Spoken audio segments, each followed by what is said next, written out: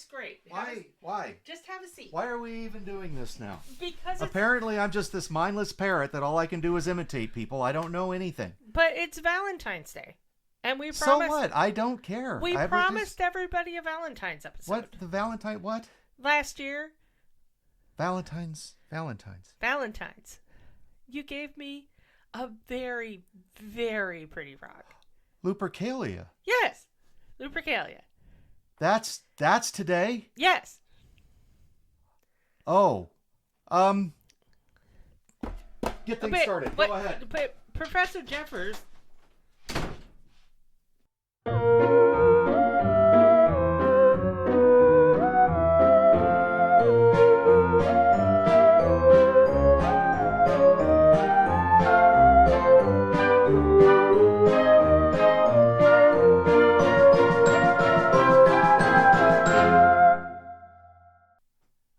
everybody. This is Wilma Chronicle, and welcome to Cryptid Remarks. Professor Jeffers is on his way in a moment, and today we're doing our Valentine's Day. There we are. Yes, hi. Sorry. That's okay.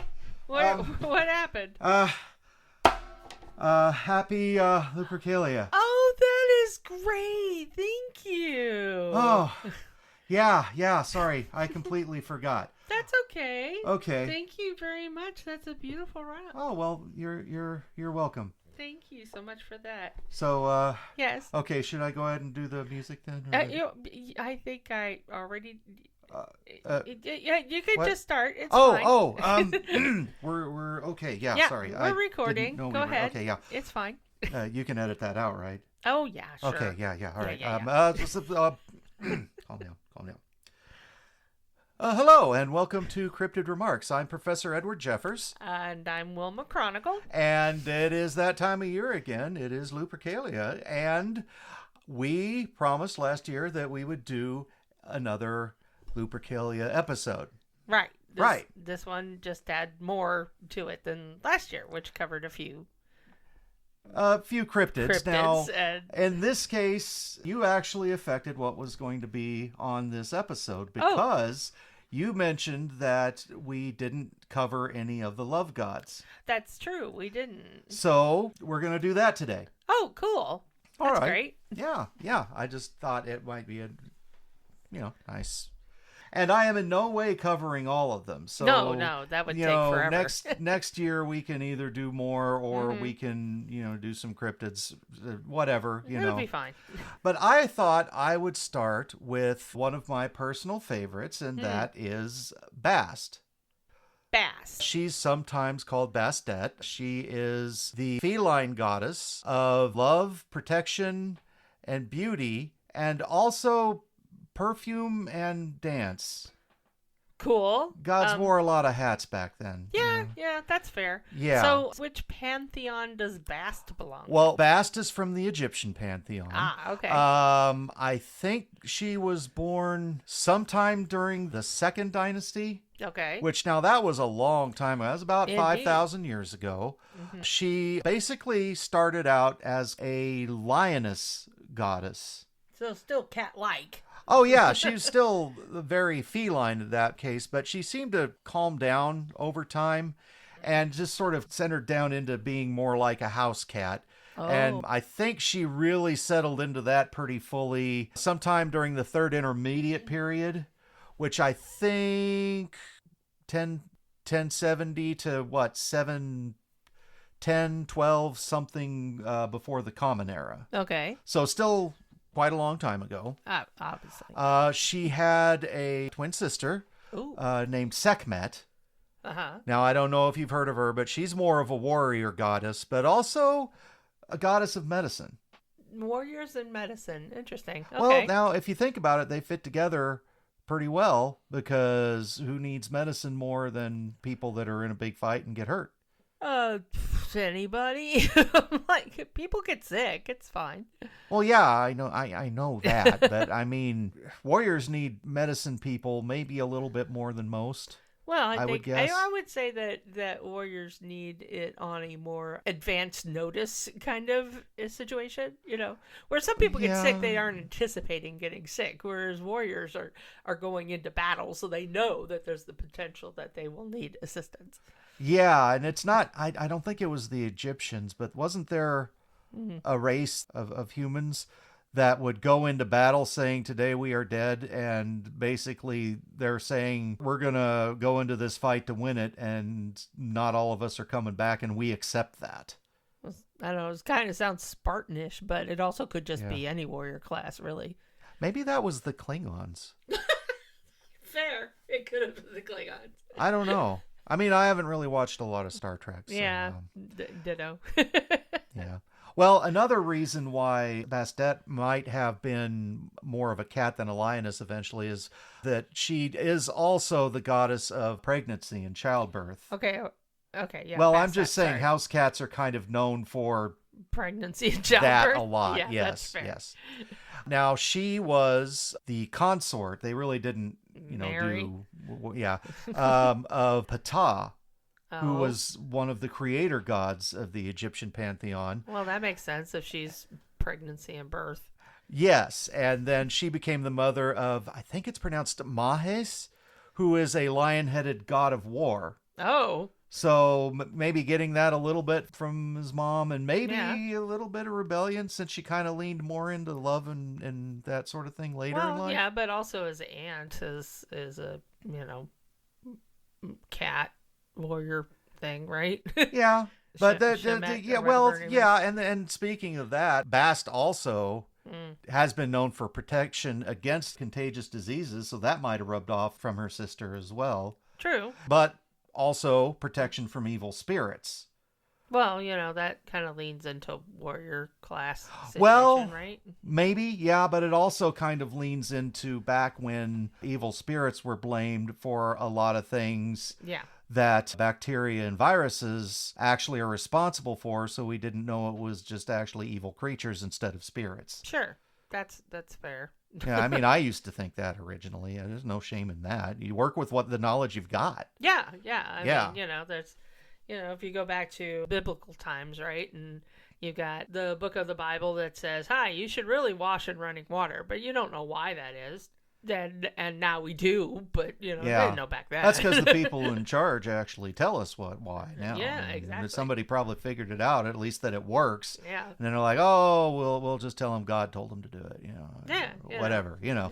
So, yeah, and that makes sense. You Sure. want people to do the right thing, and sometimes how you get them to do that, however. Yeah, you tell kids not to run into the street because you don't want to explain cars and stuff. You just don't want them to go where it's dangerous. So Right, just don't right. do that. Then later on, when they understand, you can say, look, that thing will kill you if it hits you. It doesn't. We don't have- want that. yeah. Please don't do that. And it's going to take a while to stop, and you're very small, and nobody can see you. Right. Anyway, we So- digress. Oh, no. Yeah, we do that all the time. I'm used to it by now. Speaking of goddesses of childbirth and care, Bastet actually was pretty good friends with Artemis, who was the Greek goddess of childbirth and care. Bastet was friends with Artemis. Yes. Well, I mean, Okay. the Greeks and the Egyptian Egyptians. hung out a lot. Well, yeah, obviously they didn't live that far away from each other, but the Egyptians being a lot older than the Greeks, it kind of is interesting that their pantheons crossed at all. Well, fair enough, but the thing about Artemis, though, is that she did lean more into hunting and wilderness, although she was also a goddess of childbirth and care, and also chastity. Chastity Yeah. and childbirth. I mean, I Interesting. love Artemis to death, don't get me wrong, but sometimes I think she was a little confused about what she wanted. I don't know. I've always considered Artemis, it makes total sense to me that she was a hunter and a caregiver. She was a provider, right? Oh, absolutely, So yes. that to me is, everybody's like, why is she a huntress and part of the hearth? And I'm just like, because she could bring home the bacon and fry it up in a pan. Oh, yeah. Back then, you had to have both Yeah. in order to have a household, because you needed someone to go out and get the food and everything and provide for the people in the house. Sure. But you also needed people in the house to prepare the food and also take care of the house. Exactly. And that was split differently in different civilizations. Sure. And it's just, whatever works for them with the situation that they're in. Sure. That makes sense. And so she did all of that. And that was who people looked to for household. Obviously, yes. Which is why I wasn't really going to use her as my Greek example for a goddess of love. But I just thought, since she knew Because Bast there's an actual goddess of love. Oh, well, there's several. But the one I really wanted to talk about is one that doesn't get as much mention as a lot of them. Yeah. And that would be Hedone. Oh. Now, Hedone, she is the goddess of pleasure. Yeah. Maybe a little bit more than love. Hence, hedonism is mostly and I do pleasure. want to talk about that, but I'll let you know where she came from so you can see her Gotcha, lineage. She is a third generation god from the Greek pantheon. She is the daughter of Eros, which is the god of love. Sure. And Psyche, which is the goddess of the soul. Oh, interesting. So when Hedone was born, she was the positive of both love and soul, and that's where you get the deep feelings and the pleasure and everything of love. And of course, since Eros was her father, Aphrodite was grandma. I'm not sure Aphrodite would appreciate that title. Well, I mean, Aphrodite was as much into procreation as any other love goddess. No. She was also incredibly vain. Well, yeah, she was vain, but also gods don't age like humans. Sure, she I get looked young and vital even when she had grandkids. Sure. So yeah. I know some, Sophia Loren looked young and vital. I mean, that's true.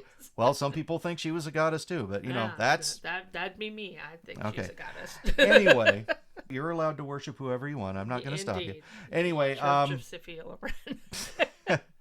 I never really talked to Aphrodite about it, but it just seemed like she was chill with nearly anything. It was unless you were being abusive to someone that you loved. Okay. She was a real sweetheart. Back up a minute. Okay, back up.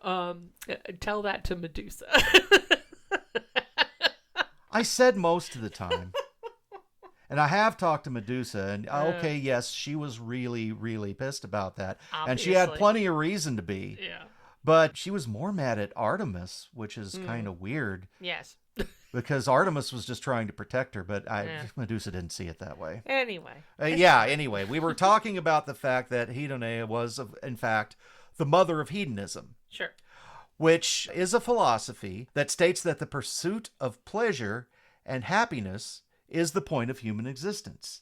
And I think that was brought to light fairly recently. I want to say, what was it, about 250 years ago? When, who was the guy that wrote that document called the Declaration of Independence? Would that be Thomas Jefferson? Yeah, that's the guy. That's the guy.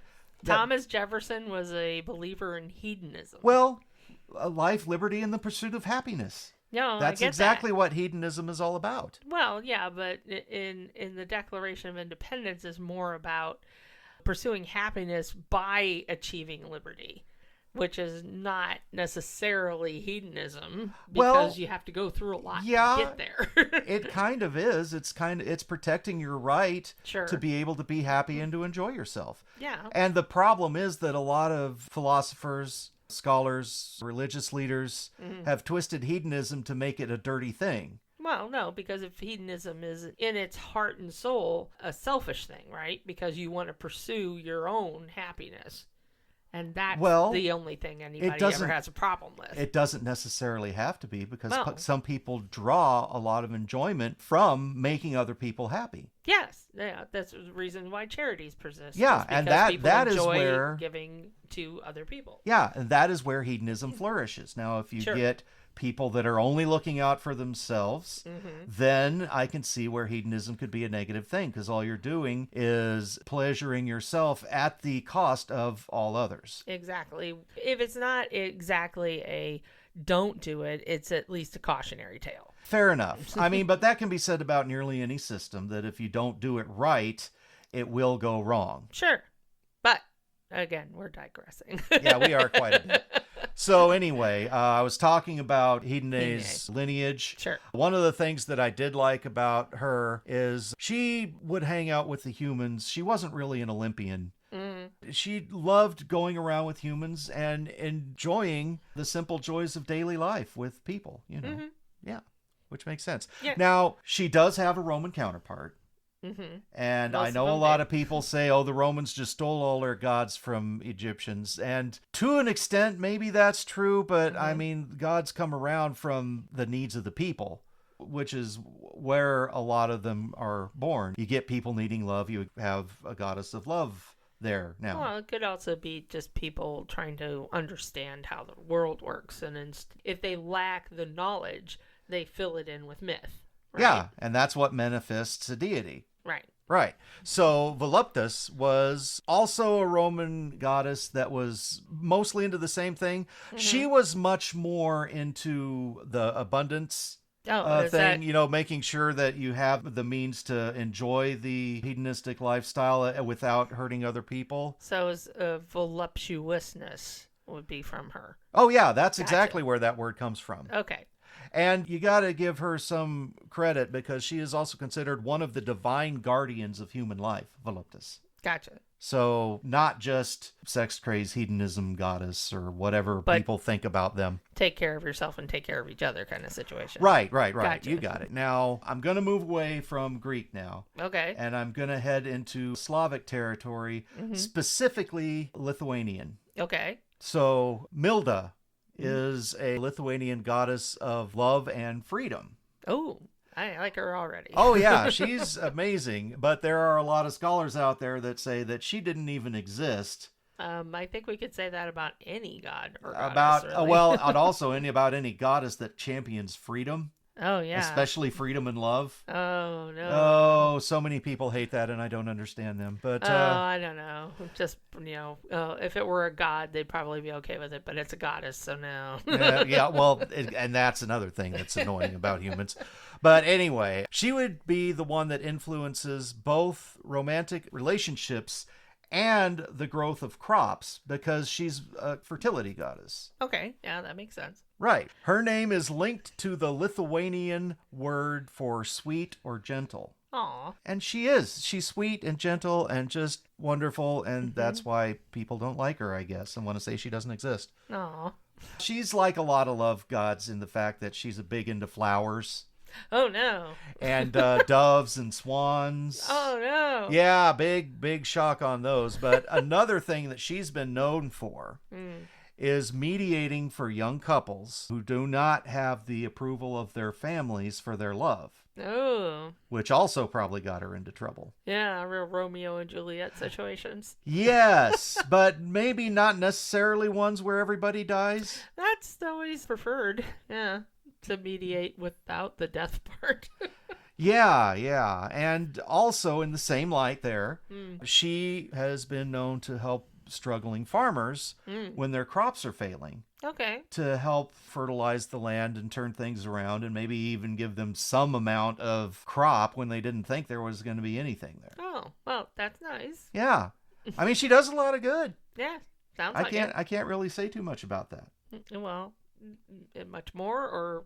Well, too much more about that. Yeah, you're right. That's what I meant. All right. Gonna move away from Europe. Okay. Because there's not just love in Europe. Oh, yeah. Yeah. Obviously. So if we move over to the Aztecs. Ooh, fun. They were considered a fairly violent people, but they had a surprising number of gods that were related to love. A surprising number. Yes. Okay. There were a lot of them. Okay. So, like, for example, I don't pronounce Spanish great. So if I get any of these wrong, I am sorry. But I believe her name is called Tieku. Tieku. Yes. And she's a goddess of sexual appetite. Okay.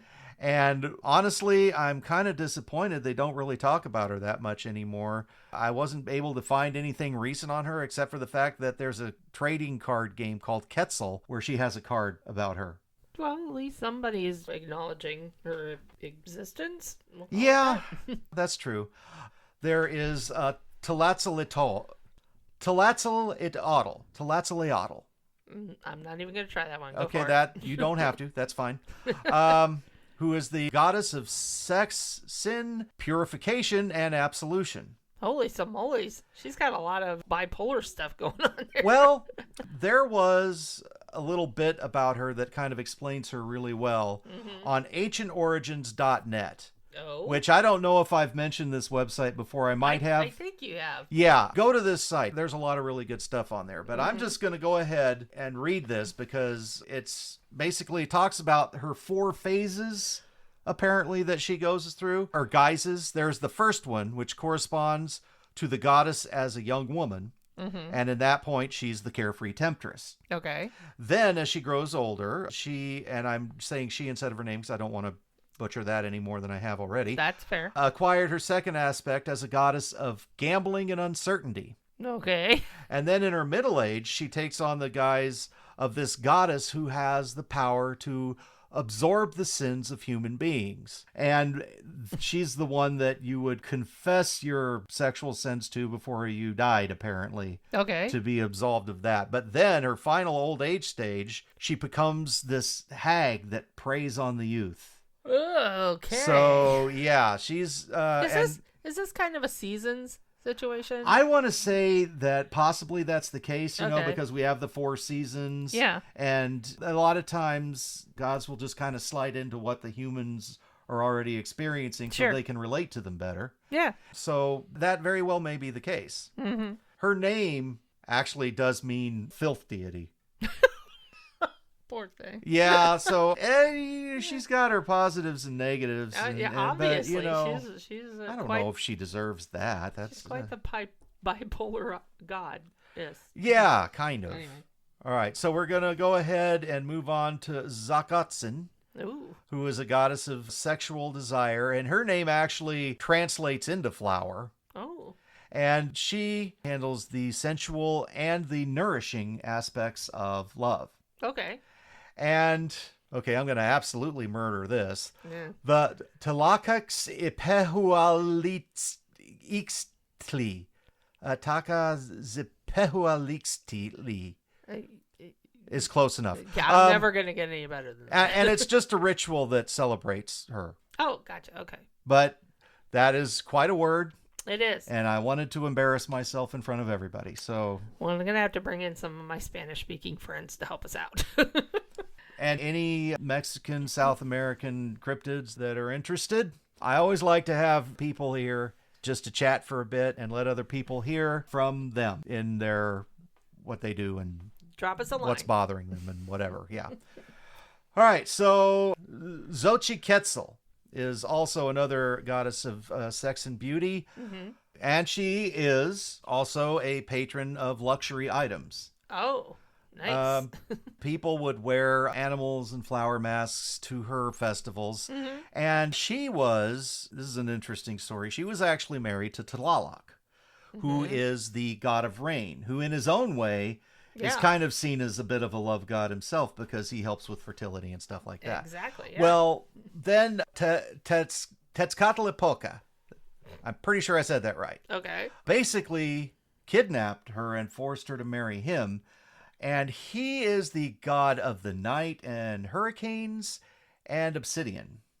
Oh, this is a real Persephone Hermes. Yeah, Hades only in this situation. case, Xochiquetzal was already married, and Dark Night Sky Guy just came in and was being a douche about everything. Oh, gotcha. Nice. Yeah. So, and there's rumors that she had been married to a couple other gods at some point or another, but some people, it just takes them a while to find the right one, and Yeah. I have a hard time faulting them too bad for that. Sure.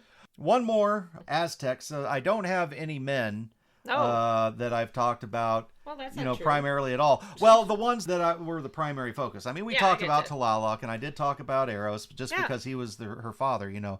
But that's I wanted to mention Xochipilli, fine. who is the Prince of Flowers. Ooh. And he's got his fingers in a lot of pies. Love, of course, art, Okay. games. Ooh. Yeah. All right, I like it. beauty and dance, Mm-hmm. flowers, Sure. and corn. Guy loves 'Cause corn. corn. Yeah, I mean, he gets offerings of corn a lot. Okay. Um, and then fertility Mm-hmm. and song. Nice. And I couldn't back this, but there is rumor that he's also the Aztec god of homosexuality.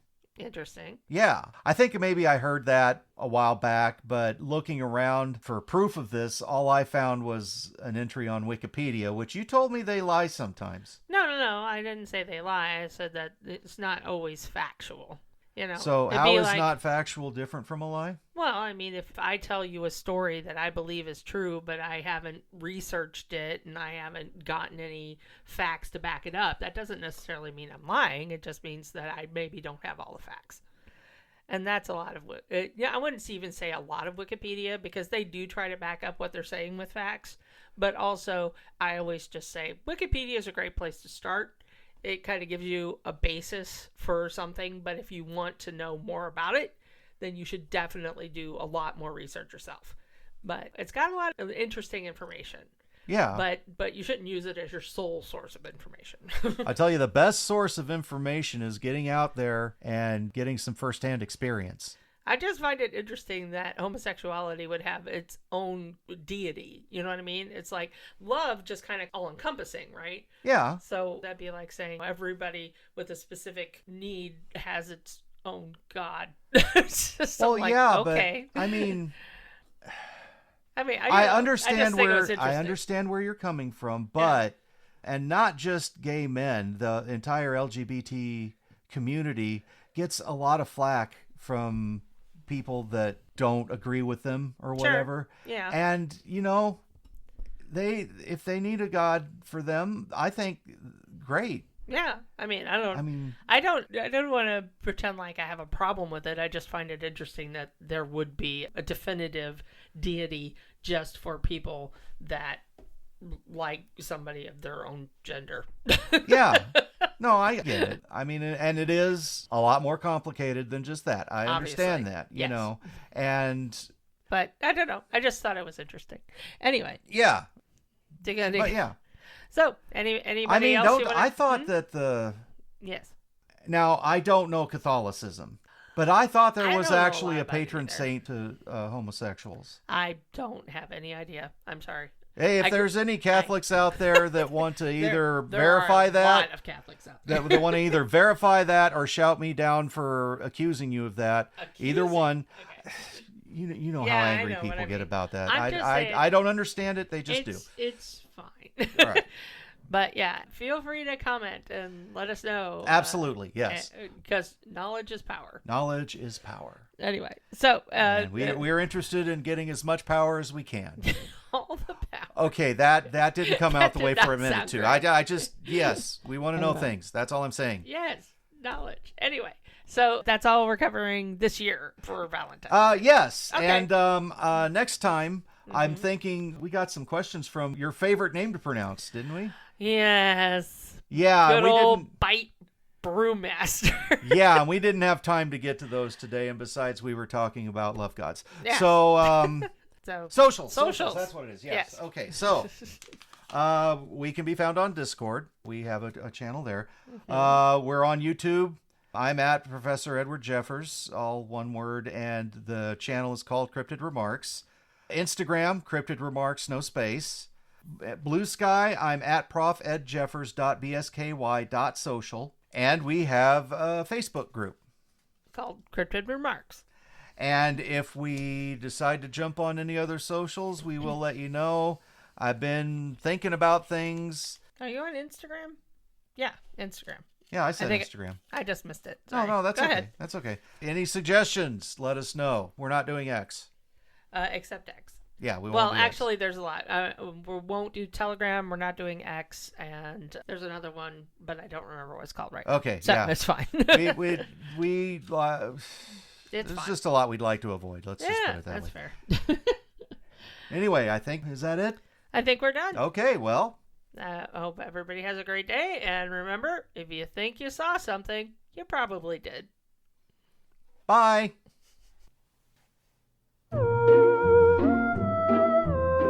You've been listening to Cryptid Remarks.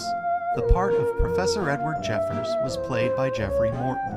The part of Wilma Chronicle was played by Kimberly Morton. All music was written by Reuben Vansler. Sound editing by Jeffrey Morton and Reuben Vansler.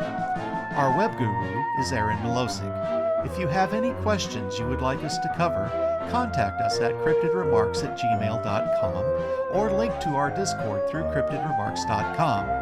Thank you for listening. And don't worry, I probably don't exist either. Right. And her name is linked to the her name is linked to the Lithuanian. That's hard to say. Linked to the Lithuanian? Oh, yeah. Try again. All right. There's our end of